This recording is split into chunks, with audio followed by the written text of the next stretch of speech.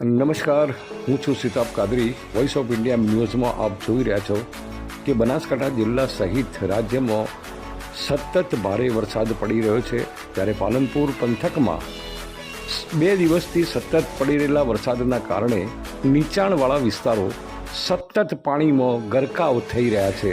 નગરપાલિકા અત્યારે જે તે વિસ્તારોના અંદર પાણી કાઢવાની કામગીરી અત્યારે કરી રહી છે.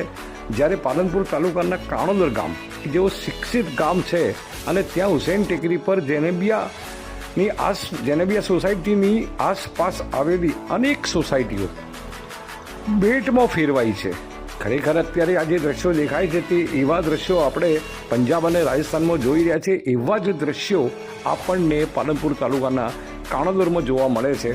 કારણ કે સરપંચની એક અથ્થું શાસન ચલાવવાની જો હુકમી અને એકદમ નિષ્ક્રિયતાના કારણે કાણોદર ગ્રામવાસીઓ ભારે મુશ્કેલીમાં મુકાયા છે. વચ્ચે પણ એમણે ગ્રામજનોને બોલાવ્યા વગર ગ્રામસભા બોલાવી હતી અને તેનો પણ ફિયાસ્કો થયો હતો અને ખાસો એવો રોષ લોકોએ વ્યક્ત કર્યો હતો. પરંતુ દર વખતે વરસાદી પાણી ભરાવાની અનેક વાર રજૂઆતો કરવા છતાં આંખ આડા કાન પંચાયત અને સરપંચ કરી રહ્યા છે. અને આજે એનો ભોગ પાલનપુર શહેરના નીચાણવાળા વિસ્તારો અને કાણોદરની સોસાયટીઓવાળા અત્યારે ભોગવી રહ્યા છે. પાલનપુર નગરપાલિકા અને પાલનપુરના અંદર બનાસકાંઠા જિલ્લા કલેક્ટરશ્રીએ પણ આદેશ કર્યા છે કે જે તે વિસ્તારોમાં ભારે વરસાદના કારણે એલર્ટ કરવામાં આવ્યું છે અને કે તેના જે પણ સત્તાધીશો તે પોતાની જગ્યા ન છોડે અને જે તે પરિસ્થિતિ અને પહોંચી વળવા માટેનો સંપૂર્ણ પ્રયાસ કરે એ રીતના આદેશો હોવા છતાં પાલનપુર તાલુકાના કાણોદર ગામમાં આજે ખૂબ જ ભયંકર પરિસ્થિતિ નિર્માણ થઈ છે.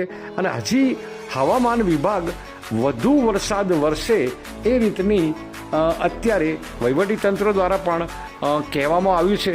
અને સાવચેતીના પગલાં રૂપે નોંધ કરવા માટે અનેક સૂચનો કરવામાં આવ્યા છે. જ્યારે આ સૂચનો તો પ્રજા તો માનશે, પણ અત્યારે જે પરિસ્થિતિ નિર્માણ થઈ છે કાણોદર ગામની અને કાણોદરના અંદર અત્યારે જે પાણી ભરાયું છે હુસેન ટેકરી વિસ્તારમાં અને નીચાણવાળા વિસ્તારમાં, એ લોકોના ઘરોમાં પાણી ભરાવાનું ચાલુ થયું છે. વરસાદ સતત વરસી રહ્યો છે અને હજી પણ વરસાદ વધુ પડે તેવી હવામાન વિભાગની આગાહી છે.